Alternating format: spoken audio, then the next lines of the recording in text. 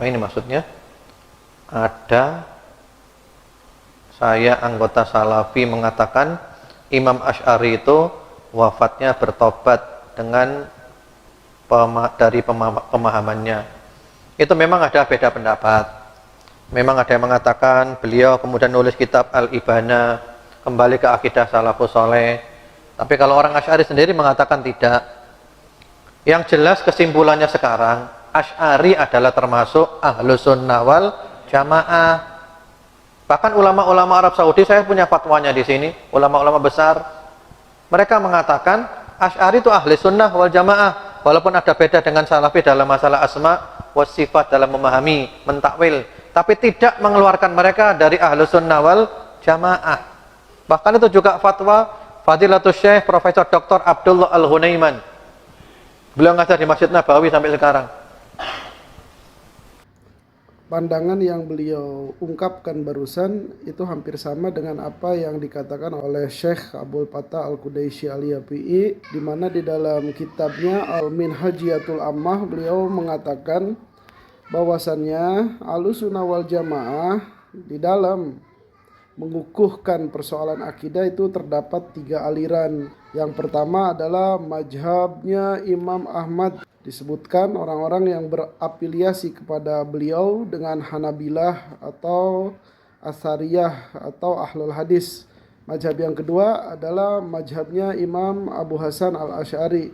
Orang-orang yang berafiliasi kepadanya diistilahkan dengan Al-Asy'ariyah atau Asy'ariyah. Dan yang ketiga adalah mazhabnya Al-Imam Abu Mansur Al-Maturidi. Orang-orang yang berafiliasi kepadanya disebut dengan Maturidiyah dan Hanafiyah.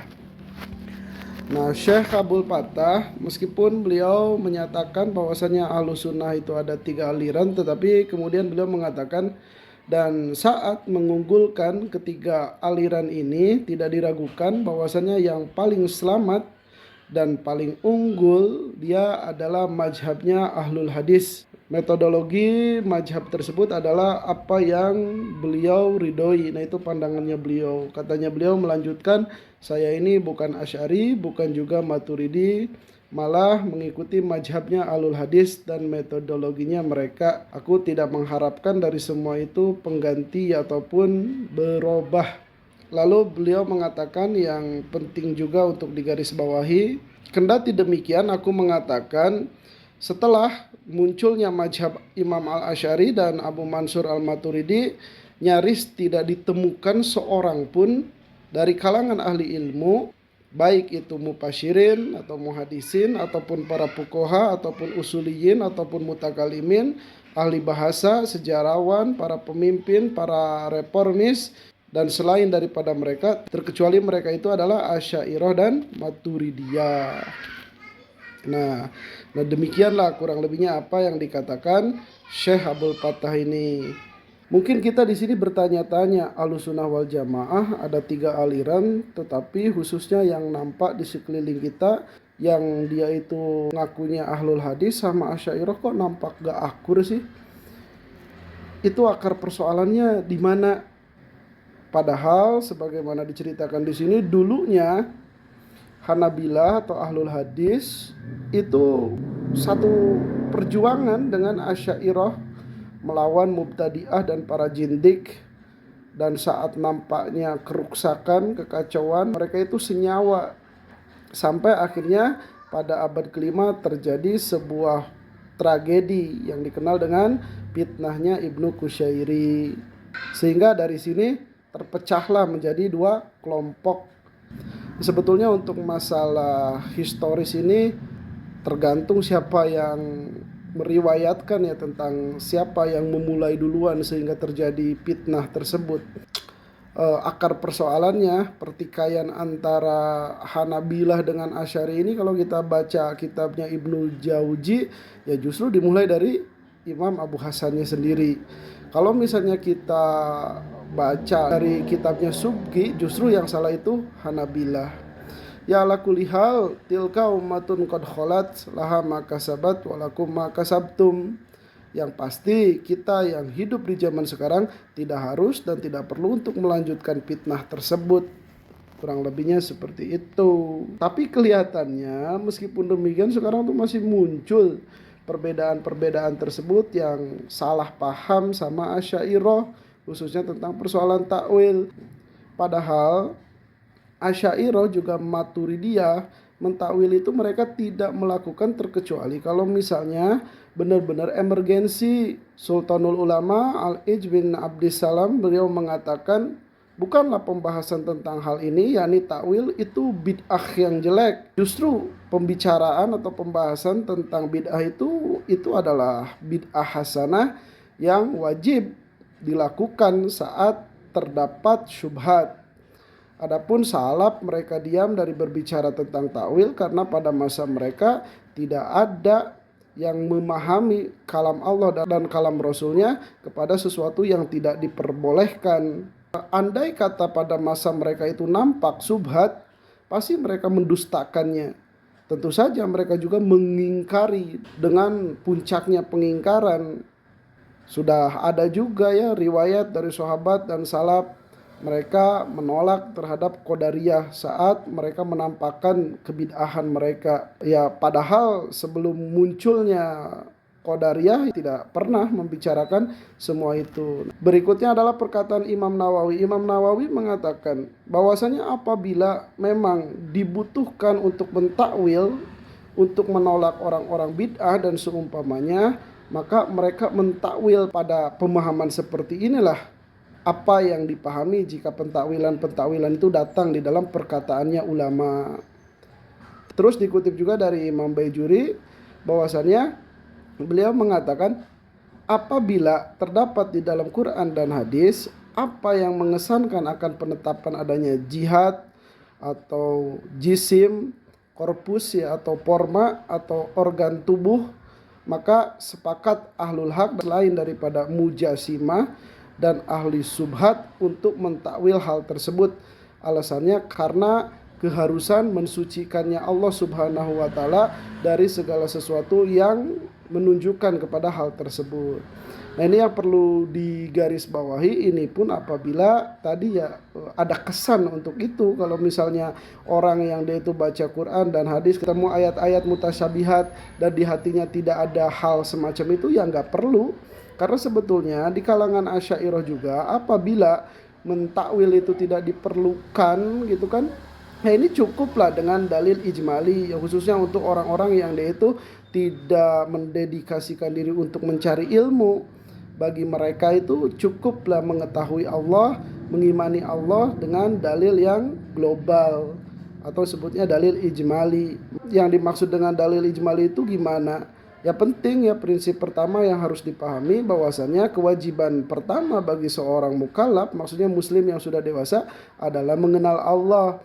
Mengenal Allah di sini ya cukup meyakini mantap di dalam hatinya bahwasanya yang menciptakan alam semesta ini dan segala halnya adalah Allah Subhanahu wa taala, dan Allah itu adalah yang disifati dengan sifat-sifat kesempurnaan yang dia itu tersucikan dari segala macam kekurangan. Cukuplah bagi mereka ketika misalnya melihat alam semesta ini begitu sangat teraturnya lalu mengucapkan subhanallah, masya Allah. Nah dengan seperti itu aja kita udah yakin bahwasanya di dalam hati orang tersebut udah mantap keyakinannya terhadap Allah Subhanahu wa taala, meskipun mereka tidak bisa menjelaskan argumentasinya secara detail. Bagi Asy'ariyah itu sudah cukup. Karena itu juga sudah termasuk di dalam dalil ijmali. Sekarang misalnya ada orang yang berkata, aku belajar tauhid itu dimulai dengan pemahaman uluhiyah, rububiyah dan asma wa sifat, itu gimana? Ya nggak gimana-gimana, karena kita seorang muslim ketika kita bersyahadat asyhadu alla ilaha illallah itu kan udah menetapkan kesaksian tentang uluhiyah. Lalu pas kita sholat alhamdulillahirabbil alamin, itu adalah sebuah penyaksian tentang rububiyah. Dan selanjutnya ar-rahmanir-rahim itu udah bagian daripada asma wa sifat. Nah dengan penjelasan seperti itu bagi seorang muslim, ketiga hal tersebut maksudnya adalah uluhiyah, rububiyah dan asma wa sifat itu adalah sesuatu yang dia itu saling terikat, tidak bisa terpisahkan. Dan hal tersebut tidak bertentangan dengan Asy'ariyah saat mereka membahas tentang wahdaniyat fi dzat, wahdaniyat fi sifat, dan wahdaniyat fil af'al. Begitulah kiranya. Sesampainya pada penjelasan ini, tapi kok masih ada sih perdebatan gitu tadi tentang penjelasan yang barusan ya, usulus salasah dengan Asy'ariyah dibentur-benturkan, terus tentang pembahasan tafwidnya tafwid ijmali atau dia itu isbat. Nah di sini kurang lebihnya jangan-jangan ada penyusup nih di dalam Ahlus Sunnah wal Jamaah. Nah, di sini saya menemukan teksnya Syekh Syahid Nursi. Beliau adalah katakanlah kesatria terakhir ya pasca runtuhnya Khilafah Utsmaniyah, yang mana beliau berjuang mengukuhkan iman kembali menurut Al-Quran dan Sunnah di awal-awal sekularismenya Kamal Atatürk. Beliau di dalam salah satu risalahnya yang membahas pandangannya terhadap imamiyah, beliau mengatakan bahwasannya nggak ada kebaikan sama sekali di dalam taprit wal iprot, terlalu oper ya, oper itu oper terlalu maju atau oper terlalu mundur di dalam segala sesuatu. Bahwasannya istiqomah dia adalah moderation ya, sikap yang berada di tengah yang dipilih oleh Ahlus Sunnah wal Jamaah, katanya beliau. Jadi Ahlus Sunnah wal Jamaah selalu mengedepankan sikap yang dia itu menengahi, maksudnya menengahi itu paham kiri, paham kanan, dan dia berada di tengah gitu kurang lebihnya. Tetapi beliau melanjutkan, sayang sekali sebagaimana halnya tertutupi sebagian pemikiran-pemikiran Khawarij dan Wahabiyah, maksudnya Wahabi, dengan tirai Ahlus Sunnah wal Jamaah. Maka di sini satu kelompok yang terfitnah dari aktivitas politik dan para ateis, mereka mengkritik Sayyidina Ali radhiyallahu anhu. Mereka mengatakan bahwasannya Sayyidina Ali itu tidak diberikan taufik secara sempurna di dalam mengelola kekhilafahan karena ketidaktahuannya beliau pada politik, sehingga beliau tidak mampu untuk memanage umat pada masanya. Nah itu sampai seperti itu ya terhadap sahabat. Nih orang-orang yang Syekh Syahid Nursi mengatakan bahwasanya hal tersebut adalah pemikiran-pemikiran Khawarij dan Wahabi yang tersembunyi di tirai-tirai Ahlus Sunnah. Nggak ada akhlak ya. Tapi alhamdulillah kalau misalnya di Indonesia nggak ada Wahabi, yang ada adalah manhaj salaf. Jadi aman ya insya Allah. Terus, nah keberadaan mereka itu adanya di mana sih? Syekh Syahid Nursi menginformasikan tentang keberadaan Wahabi ini dan sumber-sumber pemikirannya ya. Katanya beliau, mereka itu adalah sekelompok orang yang menutupi dirinya dengan Wahabi yang memiliki kedaulatan pada dua kota suci, maksudnya Mekah dan Madinah.